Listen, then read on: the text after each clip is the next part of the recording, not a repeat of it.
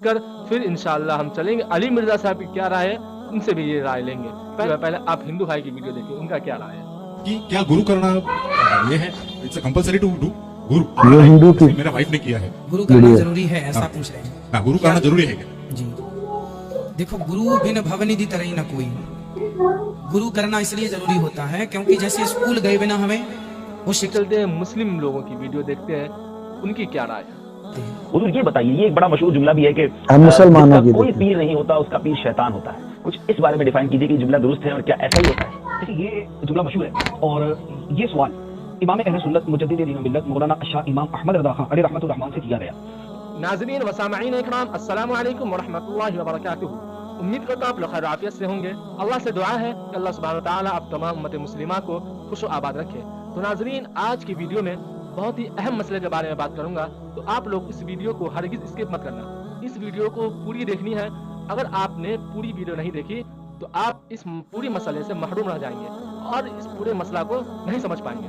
تو آپ لوگ اللہ کے واسطے اس پورے مسئلہ کو سمجھنے کے لیے پوری ویڈیو دیکھیں اور ہو سکے تو آگے شیئر کریے، آپ کی مرضی ہے۔ آپ کو بتا دوں آج کی جو موضوع ہے وہ یہ ہے، ہمارے ہندو بھائی اور مسلمان میں بھی یہ چیز مانی جاتی ہے، وہ یہ ہے کہ ہندو لوگ یہ کہتے ہیں کہ جس کا کوئی گرو نہیں اس کا گرو شیطان ہوتا ہے، اور مسلم طبقے کے جو لوگ ہوتے ہیں جو بھی ہو، بہرحال ان لوگوں کا یہ ماننا ہے کہ جس کا کوئی پیر نہیں اس کا پیر شیطان ہوتا ہے۔ پھر ہم ان دونوں کی رائے لے کر، ان دونوں کی ویڈیو دیکھ کر پھر انشاءاللہ ہم چلیں گے علی مرزا صاحب کی کیا رائے ہے، ان سے بھی یہ رائے لیں گے۔ پہلے آپ ہندو بھائی کی ویڈیو دیکھیں، ان کا کیا رائے ہے کہ کیا گرو کرنا یہ ہے اٹس کمپلسری ٹو ڈو گرو؟ یہ ہندو کی میرا وائف نے کیا ہے، گرو کرنا ضروری ہے ایسا پوچھ رہے ہیں؟ ہاں گرو کرنا ضروری ہے کیا؟ جی دیکھو، گرو بن بھونی طرح نہ کوئی گرو کرنا اس لیے ضروری ہوتا ہے کیونکہ جیسے اسکول گئے بنا ہمیں وہ شکشا نہیں ملتی جو ہمیں چاہیے، وہ ڈگریاں نہیں ملتی جو ہمیں چاہیے، اسی پرکار بنا گرو بنائے ہماری وہ گتی نہیں ہوگی جو گتی ہم چاہتے۔ جی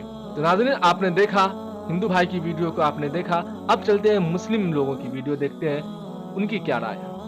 حضور یہ بتائیے، یہ ایک بڑا مشہور جملہ بھی ہے کہ ہم مسلمانوں جس کی کا کوئی دیکھیں۔ پیر نہیں ہوتا اس کا پیر شیطان ہوتا ہے، کچھ اس بارے میں ڈیفائن کیجئے کہ یہ جملہ درست ہے اور کیا ایسا ہی ہوتا ہے؟ دیکھیے یہ جملہ مشہور ہے اور یہ سوال امام اہل سنت مجدد دین و ملت مولانا شاہ امام احمد رضا خان علیہ رحمۃ الرحمان سے کیا گیا کہ یہ جو جملہ مشہور ہے کہ جس کا کوئی پیر نہیں اس کا پیر شیطان ہے، تو اس جملے کا مطلب کیا ہے؟ یہ جملہ درست ہے یا نہیں؟ اور اگر یہ درست ہے تو اس کا مطلب کیا ہے؟ کیونکہ ایک آدمی ہے وہ شریعت کے اوپر پوری طرح عمل کرتا ہے اور صرف وہ پیر نہیں پکڑتا تو یہ کہنا کہ اس کا پیر شیطان بن گیا تو بظاہر تو سمجھ نہیں آتی۔ اعلیٰ حضرت رحمہ نے اس پر بڑی تفصیل کے ساتھ کلام فرمایا۔ ایک تو اس کے بارے میں ایک فتویٰ ہے اور ایک اس کے بارے میں اعلیٰ حضرت رحمہ کا ایک مفصل رسالہ ہے، اور فتاویٰ افریقہ اور فتاویٰ رضیہ کے اندر وہ دونوں میں یہ رسالہ موجود ہے۔ اصل میں پیر کی دو صورتیں، ایک پیر وہ ہے کہ جو ہماری سیدھی شریعت کے بارے میں رہنمائی کرے، اس کو کہتے ہیں مرشد عام یا اس کو پیر عام، یہ ایک عام پیر ہے۔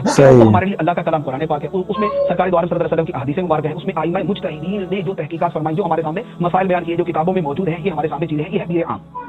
اب جو شخص ان پیروں میں سے کسی کو تسلیم نہیں کرتا اس کے لیے یہ جملہ ہے کہ جس کا کوئی پیر نہیں اس کا پیر شیطان ہے۔ جو کلام اللہ کو نہیں مانتا، جو قرآن پاک کا منکر ہے تو وہ بھی شیطان کا پیروکار ہے۔ اسی طرح جو کلام اللہ کو مانتا مگر حدیثوں کو نہیں مانتا اس کا پیر بھی شیطان ہے۔ اسی طرح جو قرآن حدیث کو تو مانتا ہے لیکن ائمہ مجتہدین کا انکار کرتا ہے، کہتا ہے کہ نہیں میں کسی مجتہد کو مانتا ہی نہیں ہے، انہوں نے تحقیق کی نہیں اپنی تحقیق ہے، تو جو مجتہدین کا انکار کرنے والا ہے اس کا پیر بھی شیطان ہے۔ اسی طرح جو مجتہدین کو بھی مانتا، قرآن مانتا ہے، حدیث مانتا ہے، مجتہدین کو مانتا ہے لیکن اس کا عقیدہ درست نہیں، جیسے بہت سارے مجتہدین کی پیروی کرنے والے بھی ایسے ہوتے ہیں کہ جن کا عقیدہ درست نہیں ہوتا۔ تو اب جن کا عقیدہ درست نہیں ہے تو بیسیکلی ان کے پاس وہ حقیقتاً قرآن و حدیث کے پیروکار ہے ہی نہیں، تو ان کا پیر بھی شیطان ہے۔ تو یہ جو چار صورتیں میں نے عرض کی ہیں، یہ جملہ کہ جس کا کوئی شیخ نہیں، جس کا کوئی پیر، اس کا پیر شیطان ہے، یہ جملہ ان ناظرین، آپ نے مسلم کی بھی ویڈیو دیکھی، اب چلتے اس کا مسئلہ جانتے ہیں۔ مسئلہ جانتے ہیں علی مرزا صاحب سے، یہ کیا مسئلہ ہے، یہ کیسا ہے یہ کہنا، اس پر ہم غور و فکر کریں گے۔ آپ علی مرزا صاحب کی یہ والی ویڈیو دیکھیں۔ جس کا امام کوئی نہیں اس کا امام شیطان ہے۔ اس کا انٹرنیشنل نمبر نہیں میں پوچھ رہا، بس کتاب کا نام بتا دیں۔ نہیں میں تو بھائی کا سوال، میں نمبر نہیں پوچھا میں نے۔ آپ بھائی ہیں تو اللہ کے بندے، تو آپ بڑے بھائی بنے نا ان کے، ان سے یہ پوچھیں کہ یہ کہاں لکھی ہوئی ہے بات۔ ہم حدیث کا انٹرنیشنل نمبر نہیں پوچھ رہے، آپ صرف حدیث کا نمبر، حدیث کے الفاظ بتا دیں کہ بخاری میں، مسلم میں ہم ڈھونڈ لیتے ہیں۔ یہ میرے بھائی دنیا کی کسی حدیث کی کتاب میں یہ بات موجود نہیں ہے۔ امام احمد بریلوی صاحب المتوفی 1340 ہجری نے کتاب لکھی ہے بیت و خلافت، اور انہوں نے اسی سوال کے جواب میں وہ کتاب لکھی، اتنی سی ہے۔ میرا یوٹیوب پہ کلپ ہے پیری مریدی کی شرعی حیثیت، لاکھوں لوگ دیکھ چکے ہیں، اس میں نے اس کتاب کا تعارف کروایا تھا۔ انہوں نے یہ بتایا کہ ایک ہوتی ہے بیت طریقت اور ایک ہوتی ہے بیت خلافت۔ بیت خلافت جو ہے نا وہ تو ہے واجب جب خلافت قائم ہو، اور وہی بیت جو اتار کے پھینکتا ہے وہ اپنے جس کو کہتے ہیں وہ اسلام کا وہ اتار کے اس نے پھینک دیا، اور وہ ساری حدیثیں جو بخاری مسلم میں آئی ہیں وہ بیعت خلافت کے بارے میں. بیعت طریقت وہ نہیں, بالکل. بیعت طریقت تو صوفیاء کی ایجاد ہے, انہوں نے اپنے ایک معاملات چلانے کے لیے چلا دی. اچھا اب بیعت طریقت کے اندر انہوں نے پھر یہ اصل میں بایزید بستامی کا قول,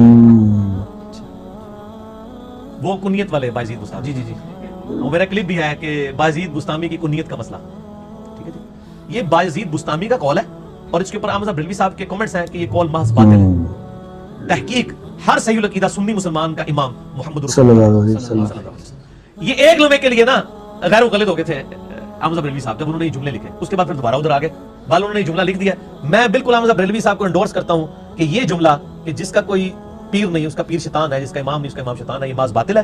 اور اگر اس کو کوئی صحیح ماننا چاہتا ہے تو وہ کہتے ہیں ہر سنی صحیح العقیدہ مسلمان کا, چونکہ سنی انہوں نے کہا, بریلوی نہیں کہا. تو سنی اور ٹنی میں فرق آپ کو پتا ہے, یوٹیوب پہ دیکھ لیں ہمارا. تو انہوں نے کہا جو ٹنی ہے نا, یہ یعنی میں ایڈ کر رہا ہوں, ٹنیوں کے امام تو کافی سارے ہیں, سنیوں کا امام محمد رسول اللہ صلی اللہ علیہ وسلم. تو سر آپ ہمیں خود ہی کہتے تھے کہ بزرگوں کے پیچھے چلیں, تو بزرگوں نے تو بتایا کہ ہمارے امام محمد رسول اللہ صلی اللہ علیہ وسلم ہے. تو ہمارے امام تو کوئی شیطان نہیں ہے, کیونکہ ہمارا کلمہ ہی وہ ہے جس میں ان کا نام آتا ہے, تو ہمارے امام تو ہے سر. اچھا صوفیزم میں کچھ کیٹیگریز بتائی جاتی ہیں, جیسے اولیاء ہیں, پھر قطب ہیں, پھر ابدال ہیں, پھر غوث ہیں.